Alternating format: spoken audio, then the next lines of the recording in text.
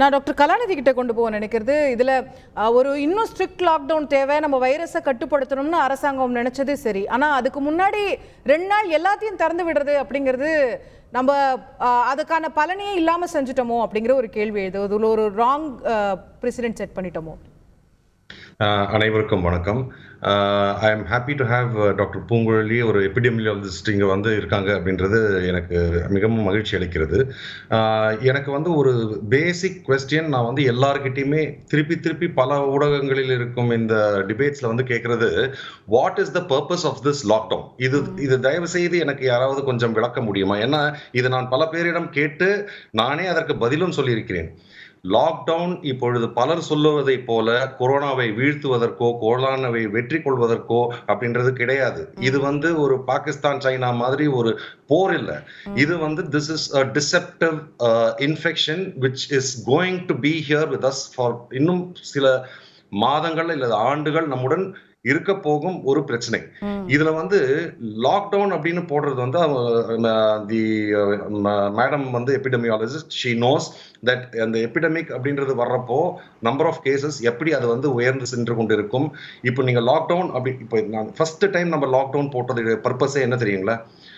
To prepare the country in forms of medical infrastructure, to Correct. Strengthen your beds, to increase your oxygen, increase your injections and everything available which were not there. இந்த இதெல்லாம் வந்ததே வந்து இந்த 2வது அலையின் பொழுதுதான் நமக்கு இந்த இது இருக்கு. அதனால ஃபர்ஸ்ட் டைம் 3 வருஷம் 3 மாதம் ஒரு லாக்டவுன் வரைக்கும், அது எக்ஸ்டெண்டட் லாக்டவுன் 1 2 3 அப்படின்னு போட்டுருந்தோம். இன்று அந்த சூழ்நிலை இல்லை. இன்று வந்து நமக்கு நம்ம லாக்டவுன் போடுறதோட பர்பஸ் வந்து பாத்தீங்கன்னா, இன்னைக்கு வந்து நமக்கு தமிழ்நாட்டில் 30,000 கேஸ் வருது அப்படின்னா, ரஃபா நான் சொல்லிடுறேன் உங்களுக்கு, 30,000 கேசஸ் வருது ஐ மீன் பர் டே அப்படின்னீங்கன்னா 10 நாள் நீங்கள் வந்து அவர்களை தனிமைப்படுத்த வேண்டும். 30,000 into 10 is 3 lakhs. The whole infrastructure of Tamil Nadu, both private and government, both put together is 1.5 lakhs. 75,000 beds, 75,000 beds on each segment. ஆனால் இந்த 1.5 லட்சம் படுக்கைகள் அனைத்துமே கொரோனாவிற்காக உபயோகிக்க முடியாது. அதுல வந்து only 50,000. As we are speaking doctor, நம்ம கிட்ட 3 lakh active cases இருக்கு. அததான் மேடம் நான் சொல்ல வரேன். நான் 3 lakh ஆக்டிவ் கேசஸ் இருக்கு. ஆனால் நமக்கு இருக்கும் படுக்கை வசதிகள் 60,000 தான். ஆனால் நீங்க 3 lakh your point is well taken. நீங்க ஏற்கனவே இத சொல்லிருக்கீங்க, எனக்கு புரியுது நீங்க என்ன சொல்ல வரீங்க. நம்மளோட இன்ஃப்ராஸ்ட்ரக்சர் அதிகரிக்கவும், படுக்கைகளை அதிகரிக்கவும், மருத்துவ உபகரணங்களை ப்ரிப்பேர் செய்யவும் தான் லாக்டவுன். இந்த லாக்டவுனை போடுறதுனால நம்ம கொரோனாவை பூஜ்ஜியமாக்கிட போறது இல்லைங்கிறது எல்லாருக்குமே புரியுது doctor. That's your point is completely taken on that. No, but my question was finish that. No, I will explain to you further. இந்த 3 லட்சம் பேர் இன்று இருக்காங்க அப்படின்றதுல 80% of them are going to be asymptomatic. They do not need hospital beds. உங்களுக்கு வந்து Covid care centres அப்படின்றது இருக்கணும். அது வந்து அவரவர் வசதிக்கு ஏற்றாற் போல் வசதியற்றவர்களுக்கு நீங்கள் பள்ளிகளிலும் கல்லூரிகளிலும் நீங்கள் வந்து ஒரு அங்க இருக்கிற ஹால்ஸ்ல வந்து பெட்ஸ் போட்டுட்டு ஃப்ரீயா அவங்களுக்கு வந்து நீங்க வந்து ஒரு டாக்டர் இருந்தா போதும். 100 பேர் இருந்தா கூட அவங்களுடைய பல்ஸ் மட்டும் போய் நீங்க பார்த்து ஃபீவர் இருக்கா, சிம்டம்ஸ் இருக்கா, சிம்டம்ஸ் வந்தால் மூச்சு விடும் பிரச்சனை இருந்தால் இமீடியட்டா அவங்களுக்கு ஒரு ஆக்சிஜன் கான்சென்ட்ரேட்டர்ல ஆக்சிஜன் கொடுத்து செக் பண்ணி 5 லிட்டர் வரைக்கும் தான் நீங்க வந்து அதை பெர்மிட் பண்ணணும். 10 லிட்டர் ஆக்சிஜன் கான்சென்ட்ரேட்டர் இருந்தால் கூட 5 லிட்டரை தாண்டி போகுதுன்னா அவர்கள் மருத்துவமனைக்கு அனுப்பப்பட வேண்டும். இப்ப இந்த மாதிரி சிச்சுவேஷன்ல வந்து ஐ வில் எக்ஸ்பிளைன் ஃபர்தர். அதாவது உங்களுக்கு வந்து படுக்கை வசதிகள் அந்த 60,000 beds are precious. You should not waste it for quarantining purposes or utilizing it for asymptomatic cases. இதை போன்றவகை அலோவ் செய்யக்கூடாது. இன்னொன்று வந்து நீங்க இந்த காசு கொடுத்து செலவு செய்து கொள்பவர்களுக்கு தனியார்கள் வந்து அங்கங்க வந்து ஹோட்டல்ஸ் எடுத்து அவங்க நடத்துறாங்க. மினிமம் காஸ்ட் அப்படின்றத வந்து கவர்மெண்ட் ஃபிக்ஸ் பண்ணி இதற்கு எவ்வளவுக்கு மேல் நீங்கள் சார்ஜ் செய்யக்கூடாது என்று சொல்லி அவர்களுக்கு அந்த வாய்ப்பை கொடுக்கப்பட வேண்டும். ஒன்று இது வந்து பெட்ஸ் பத்தி. உங்களுக்கு வந்து Indian government is a federal structure. அதாவது நமக்கு வந்து படுக்கை வசதிகளை மட்டும்தான் நாம் சரி செய்து கொள்ள முடியும். இதுல வந்து உங்களுக்கு மீதி தேவையான oxygen, remdesivir and tocilizumab, the 3 main arsenals, இது வந்து இது மத்திய அரசாங்கம் தான் நம்மிடம் கொடுக்க வேண்டும். They have to give it to us. And இதற்கு வந்து நீங்க எப்படி பார்க்கணும்னா, our lockdown will be reflected upon what is happening in Maharashtra, what is happening in Delhi. இப்போ டெல்லியிலயும் மகாராஷ்டிராலையும் 60,000 கேசஸ் இருந்தது வந்து 30,000 கேசஸ்னு கம்மியாச்சுன்னா அவர்களுக்கு கொடுக்கப்பட வேண்டிய ஆக்சிஜன், ரெம்டெசிவிர் கம்மியாகினால் தமிழ்நாட்டிற்கு வரும் ஆக்சிஜன், ரெம்டெசிவிர், டோசிலிசிமேப் அதிகமாகும். அப்பொழுது நீங்கள் படுக்கை வசதிகள் எந்த அளவுக்கு இருக்கிறதோ அதற்கு ஏற்றாற் போல் நீங்கள் வந்து இந்த லாக்டவுனை வந்து see that is how you control a lockdown. What is the magic number? 30,000 doctor, இது எல்லாமே புரியுது. பட் என் கேள்வி வேறையா இருந்தது. Can you repeat that question of yours? என்னன்னா இல்ல நீங்க சொல்றது எல்லாமே இதுதான் லாக்டவுனுடைய பர்பஸ்ங்கிறது புரியுது. இப்போ நம்ம லாக்டவுனுடைய பர்பஸ் இந்த நேரத்துல எவ்வளவுக்கு எவ்வளவு முடியுமோ நம்ம கேசஸை கட்டுப்படுத்தணும்னா இன்னும் மெடிக்கல் இன்ஃப்ராஸ்ட்ரக்சரை நம்ம ஆக்மெண்ட் பண்ணும்போது வருங்காலத்தை நம்ம ஃபேஸ் பண்றதுக்கு ஈஸியா இருக்குங்கிற லாஜிக் புரியுது. இப்போ நம்ம ஒரு வாரத்துக்கு ஸ்ட்ரிக்ட் லாக்டவுன் போட்டுட்டு அதுக்கு முன்னாடி ஒரு நாள் இவ்வளவு எல்லாத்தையும் திறந்து விட்டோம்னா அதோட பர்பஸ் இது டிஃபீட் பண்ணலையான்றதான் கேள்வி. என்னுடைய அசஸ்மெண்ட் வந்து it will not defeat the purpose. அதாவது the purpose is to make sure இல்ல purpose of the lockdown அத தான் நான் எக்ஸ்பிளைன் பண்றேன். Purpose of the lockdown is not to defeat the COVID or corona. The purpose of the lockdown is to ensure that not a single patient goes without a bed, not a single patient suffers for oxygen lack, not a single patient suffers for running around for remdesivir or tocilizumab. இதுக்கு ரெண்டு வழி இருக்கு இல்லையா doctor? ஒரு பேஷண்ட்டையும் நம்ம பாதுகாப்பதற்கு ரெண்டு வழி இருக்கு. ஒன்னு படுக்கைகளை அதிகரிப்பது, இன்னொன்று தொற்றுகளை குறைப்பது. ரெண்டையும் நம்ம பேரலலா பண்ணும்போது ஒரு பாயிண்ட்ல ரெண்டும் வந்து எல்லாருக்கும் எல்லாம் கிடைக்கும்ங்கிற நிலை வருது. ஃபர்ஸ்ட் ஒன்னு நான் அரசாங்கம் பண்ணிட்டு இருக்கு. ரெண்டாவதுக்கு நேத்து நடந்த அந்த கூட்டம்ங்கிறது நமக்கு இன்னும் சுமையை ஏத்துற விதமா இல்லையா அப்படிங்கறத கேள்வியா இருக்கு.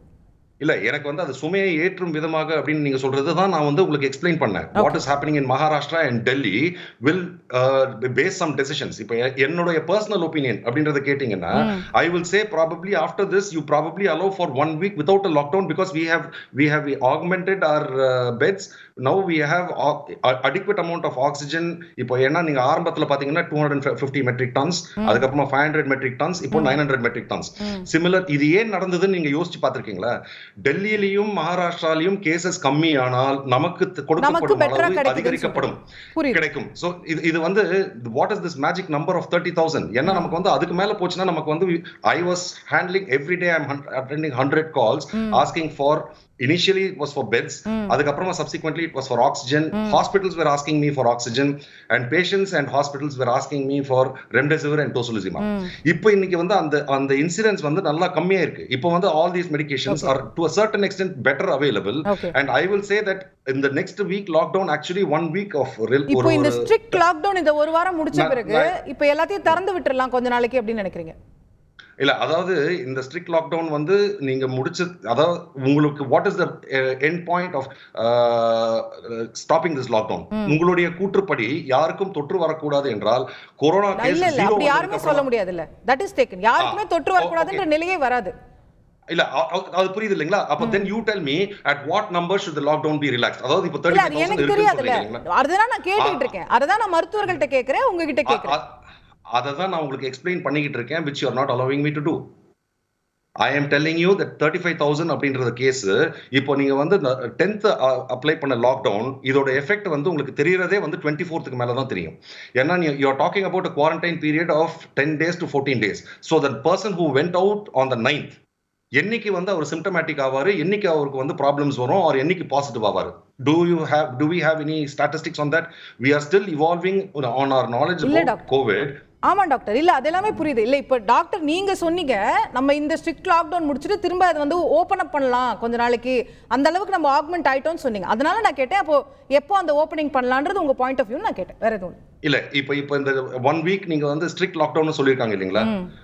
If I'm talking about science, I mean my prediction may be wrong, but இப்போ நீங்க 10ஆம் தேதியில இருந்து அப்ளை பண்ண லாக்டவுன் ஓட எஃபெக்ட் வந்து you will start seeing from 24th where the number 35,000 should come down to maybe about 30 or 25,000 or something to that effect.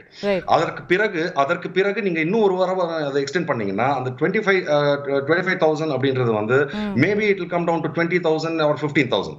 See, these are all surmises. epidemiologist madam இருக்காங்க, அவங்க வந்து they will be able to plot it. They probably have a software to give you the exact statistics on the population based and positivity rate and all those things. But நான் என்ன சொல்றேன்னா ஒரு number வந்து arrive ஆகணும் இல்லையா? அதாவது lockdown cannot be perpetual. நீங்க வந்து இந்த நம்பர் வந்ததுன்னா I will allow the lockdown to open அப்படின்னா என்ன அர்த்தம்? எனக்கு பெட் ஸ்ட்ரென்த் அடிக்வேட்டா இருக்கு, எனக்கு ஆக்சிஜன் அடிக்வேட்டா இருக்கு, எனக்கு see we are not talking about people not getting affected, people not dying. The statistics remains the same.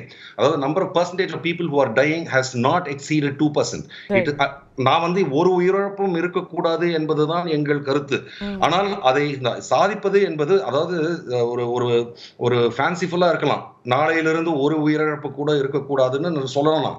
ஆனா அது உண்மை அல்ல. நீங்க ஒரு டாக்டரா இருக்கீங்கன்னா you know that there are going to be deaths and we are trying to reduce the numbers and we are trying to see how much we can save. அதற்கு தேவையான இந்த ஆக்ஸிஜன், இந்த ஹை ஃப்ளோ நேசல் ஆக்ஸிஜன், சிபாப்ஸ் இதெல்லாமே வந்து நம்ம கையிருப்பு வந்து அதிகப்படுத்தணும். இதை நான் எங்கள் அரசாங்கத்திடம் நாங்கள் இதை பற்றி பேசியிருக்கிறோம். அதற்கான அனைத்து உத்திகளும் நடந்து கொண்டிருக்கிறோம்.